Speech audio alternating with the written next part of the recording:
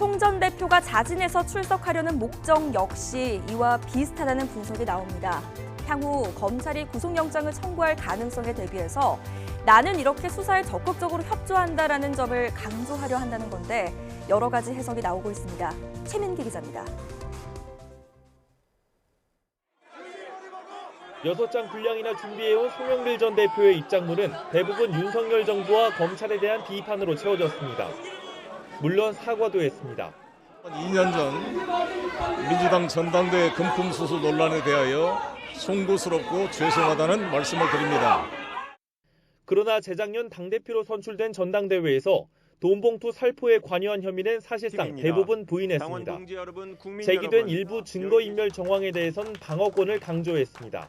한동훈 법무부 장관도 이야기했던 것처럼 검찰이 수사권이 있으면 저희는 방어권이 있는 것입니다. 대한민국 검찰을 어떻게 믿을 수가 있습니까?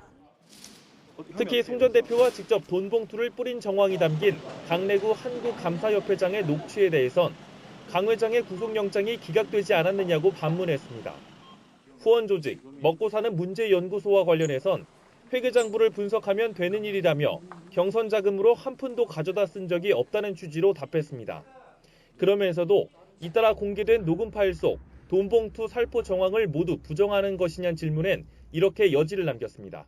후보로서 30분 단위로 전국을 뛰어다닌 상황이었습니다. 제가 모르는 상황이 있을 수도 있는 거기 때문에 검찰이 소환해서 조사할 것이고. 검찰의 조사 불가 방침에도 송 전 대표가 자진 출석을 강행한 배경엔 준비한 입장문 내용대로 검찰 수사의 부당성을 부각하는 의도가 우선 작용한 것으로 보입니다. 수사에 적극 협조하는 모습을 보여줘 향후 있을지 모르는 구속영장 청구에 대비하기 위한 차원이라 해석도 나옵니다. 향후 검찰이 구속영장 신청을 할 때 다소 부담을 느낄 수 있습니다. 조사를 받겠다는 의사를 여러 차례 내비치고 실제 출석도 하는 모습이라면 도주의 우려가 있다고 보기는 어렵기 때문입니다.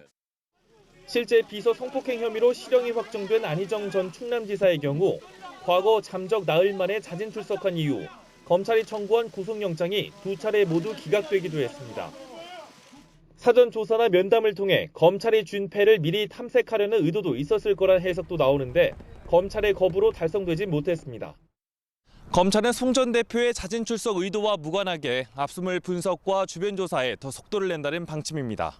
YTN 최민기입니다.